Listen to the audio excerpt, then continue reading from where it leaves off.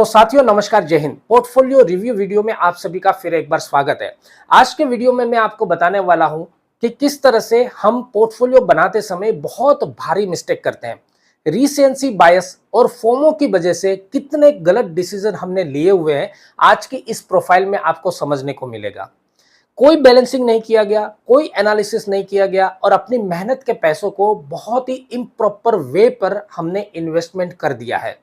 10 साल भी अगर आप इस पोर्टफोलियो में बने रहेंगे तो हो सकता है कि आपको उचित रिटर्न नहीं मिलेगा।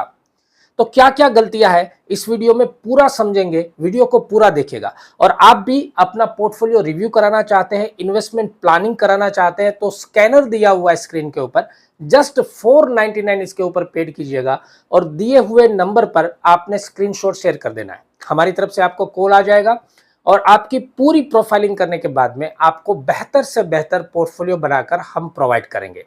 आइए समझते हैं इस वीडियो में जीते जागते उदाहरण के साथ में कि हम कैसे अपने इन्वेस्टमेंट को, अपने मेहनत के पैसों को बहुत गलत दिशा में ले जाते हैं। देखिए, हमारे इन्वेस्टर हैं जिनका नाम है हिम्मत सिंह सर। 499 पेड करके हमारा संपर्क किया और उन्होंने बोला कि सर इन्वेस्टमेंट तो कर रहा हूं लेकिन समझ में नहीं आ रहा है ये इन्वेस्टमेंट मेरा सही हो रहा है या गलत हो रहा है, इसको कैसे रेगुलाइज करें। सबसे पहले प्रोफाइल समझते हैं। देखिए, सर की जो उम्र है क्या है, 38 ईयर्स, बहुत सुटेबल उम्र है म्यूचुअल फंड में इन्वेस्ट करने के लिए, कोई इश्यू नहीं है। डिपेंडेंट जो है सिर्फ 3 डिपेंडेंट्स है, इसमें 4.5 साल की एक बेटी है और दूसरी बेटी जो कि 3 महीने की है।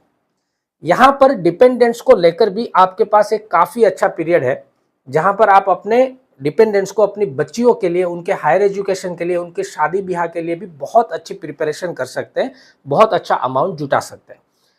बैकग्राउंड देखिए तो इनके फादर जो है गवर्नमेंट सर्विस में है और जल्दी रिटायर्ड होने वाले हैं, अभी हुए नहीं, होने वाले हैं। यहां एक चीज मैं बता देना चाहता हूं, काफी सारे फौजी भाइयों की प्रोफाइल जब हम देखते हैं ना तो उन्होंने इतना ज्यादा रिस्की इन्वेस्टमेंट किया होता है और जब हम पूछते हैं कि आपने ये इन्वेस्टमेंट क्यों किया, कैसे सोचा आपने, तो उन्होंने बोला कि मेरा दोस्त इस फंड में इन्वेस्ट कर रहा था तो मैंने भी इन्वेस्टमेंट कर दिया।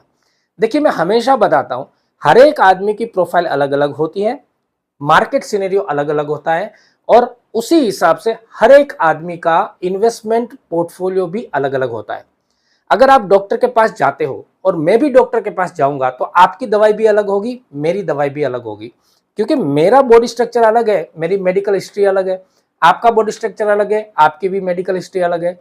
तो इस चीज को दिमाग से निकाल दीजिए कि कोई एक फंड अगर किसी के लिए सूटेबल है तो वो आपके लिए भी सूटेबल है, ऐसा जरूरी नहीं है। यहां पर आप देख रहे हैं, यहां पर क्या हो रहा है कि हिम्मत सर की जो बैकग्राउंड है, उनको माता पिता का कोई लोड नहीं है क्योंकि फादर गवर्नमेंट सर्विस में है। अब एक ऐसा फौजी भाई है जो पूरे परिवार का लोड लेके अकेला ही चल रहा है, माता पिता भी उनके ऊपर निर्भर करते हैं, मैडम भी है, 2 या 3 बच्चे भी हैं और साथ में रिटायरमेंट का टाइम भी आ रहा है। तो आप समझिए दोनों का जो पूरा प्रोफाइल बैकग्राउंड है, आर्थिक बैकग्राउंड पूरी तरह से अलग है। प्रोफाइल और पोर्टफोलियो भी उसी तरह से होना चाहिए। आगे बढ़ते हैं। सर्विस का जो स्टेटस है 17 साल है और इन्होंने प्लानिंग किया है कि प्रीमेच्योर जाना है, लेकिन आपको तो पता है प्रीमेच्योर जाने में आजकल कितना टाइम लग रहा है। अर्निंग की अगर हम बात करें तो हर महीने 80,000 रुपए की अर्निंग हो रही है सैलरी से और साथ में हम एक्सपेंसेस माने महीने भर के जो खर्चे हैं वो 20,000 के खर्चे हैं महीने भर के, है ना। और इन्वेस्टमेंट के ऊपर अगर हम आते हैं तो सबसे पहले डेट इन्वेस्टमेंट लेते हैं तो यहाँ पर देखिए एपी फंड जो है हर महीने का सिर्फ 5,000 रुपया कटा रहे हैं, सिर्फ 5,000 रुपया।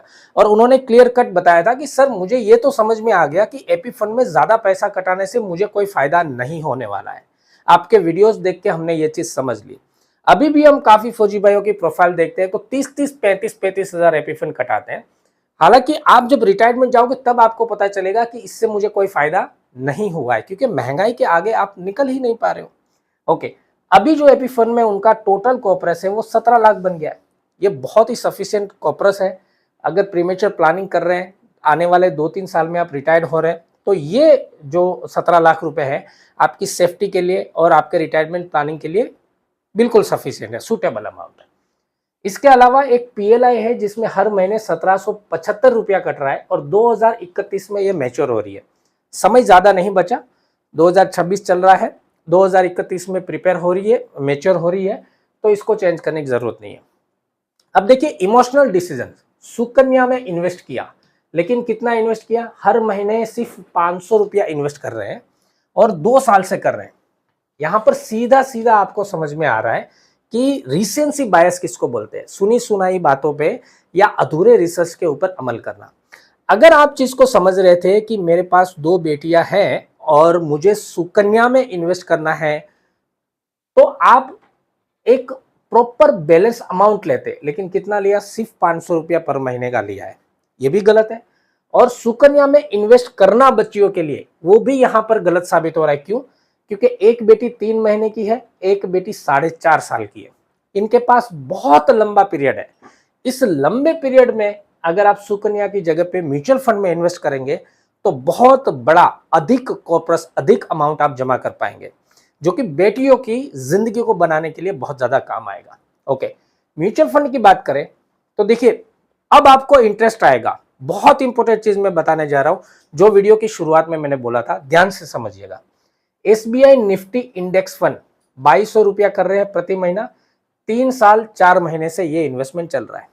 और इसी के साथ में सेम फंड के अंदर दोबारा 1500 रुपया ऐड कर दिया, वो भी 3 साल 4 महीने से चल रहा है। सीधा सीधा आपको बता रहा है, सीधा सीधा आपको पता चल रहा है कि किसी भी टाइप का एनालिसिस नहीं किया गया। इंडेक्स फंड में जब आप इन्वेस्ट करने की सोचते हो तो इसके ऑप्शन में बहुत सारी चीजें हैं जो आपको इंडेक्स फंड से ज्यादा रिटर्न देती है, लेकिन सुनी सुनाई बातों पे, एड्स पे, बेकार के सोशल मीडिया वीडियोस पे भरोसा करके हमने ये सोच लिया कि नहीं, मैं तो इंडेक्स फंड में इन्वेस्ट कर दूंगा और काफी अच्छा पैसा मेरा बन जाएगा। ये पूरा सत्य नहीं है। आगे देखिए, पराग परिक फ्लेक्सी कैप में इन्वेस्ट किया, 2000 रुपया पर महीना कर रहे हैं, 3 साल 4 महीना हो गया। आईसीआईसीआई लिक्विड फंड में इन्वेस्ट किया है, 200 रुपया प्रति महीना, सिर्फ 200 रुपया प्रति महीना, और 10 महीने से ये इन्वेस्टमेंट चालू किया हुआ है।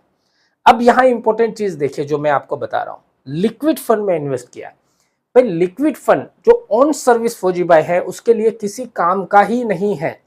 लिक्विड फंड उन लोगों के लिए होता है जिनकी एज 55 साल से अधिक हो गई है, बहुत बड़ा अमाउंट उनको इन्वेस्ट करना है और सेफ्टी का पूरा ध्यान रखना है ताकि ज्यादा वॉलिटिलिटी ना हो, उनके लिए लिक्विड फंड होता है। और लिक्विड फंड अगर आपने चॉइस भी किया तो अमाउंट क्या किया, सिर्फ 200 रुपया प्रति महीना। मतलब मजाक मजाक में ही सारी चीजें चल रही है, कोई सीरियस डिसीजन नहीं लिया गया। आगे देखिए, एसबीआई ईएलएसएस फंड, एक और मिस्टेक मैं आपको बता रहा हूं, ये सारे रिसेंसी बाइस है, अधूरे रिसर्च के परिणाम है। 1000 रुपया इन्वेस्ट कर रहे हैं, 2 साल 6 महीना इसमें हो गया है। अब ईएलएसएस फंड जो होता है वो टैक्स हार्वेस्टिंग करने के लिए होता था, पहले टैक्स बचाने के लिए होता था। अभी जो नए पिछले साल से जो इनकम टैक्स के रूल्स आए हैं उसमें तो ईएलएसएस आपको टैक्स बचा के भी नहीं दे रहा है। हालांकि आप जब ईएलएसएस में इन्वेस्ट करते हो तो 3 साल का लॉक इन पीरियड हो जाता है, तो जब टैक्स भी नहीं बच रहा है तो आपने लॉक इन पीरियड क्यों लेना है, 3 साल के लिए आप अपने पैसों को क्यों दबा रहे हो? ये नॉर्मल म्यूचुअल फंड की तरह ही ट्रीट कर रहा है, फिर एक गलती है। इसके बाद देखिए, एसबीआई हाइब्रिड में 1000 का इन्वेस्टमेंट कर रहे हैं, 361 बैलेंस एडवांटेज फंड में 1000 का कर रहे हैं, डीएसपी मल्टी एसेट में 1000 का कर रहे हैं। ये सारी चीजें ठीक है, लेकिन इसका बैलेंसिंग प्रॉपर तरीके से नहीं किया गया। अब देखिए, एक बचत ऐप करके है, कहीं से एडवर्टाइजिंग मिल गई, न्यूज मिल गया, बचत ऐप में उन्होंने अकाउंट ओपन करके क्या किया, आईसीआईसीआई गोल्ड फंड में 100 रुपया प्रतिदिन पर डे 100 रुपया इन्वेस्ट कर रहे हैं। अब आप सोचिए, ये कंप्लीटली फोमो जिसको बोलते हैं ना, मिसिंग आउट, अपॉर्चुनिटी मिस हो जाए उसके वजह से डर लगता है, उसका ये परिणाम है। 2 साल से हम सुन रहे हैं कि गोल्ड में बहुत अच्छा रिटर्न मिला, पिछले 2 महीने से गोल्ड का रिटर्न डाउन हो रहा है, लेकिन गोल्ड में इन्वेस्ट करना शुरू भी किया तो कितना किया, 100 रुपया प्रतिदिन, महीने का 3000 रुपया, नॉन बैलेंस, कोई बैलेंसिंग नहीं है। गोल्ड एंड सिल्वर में अलग से 5000 रुपया लमसम करके छोड़ दिया था इसी एप्लीकेशन में, और ये सोचा कि कुछ ना कुछ बढ़ जाएगा। तो ये सारे डिसीजन जो आप देख रहे हैं ना, तो आपको समझ में आ रहा है कि रिसेंसी बाइस है और फोमो की वजह से ये सारे डिसीजंस लिए गए हैं।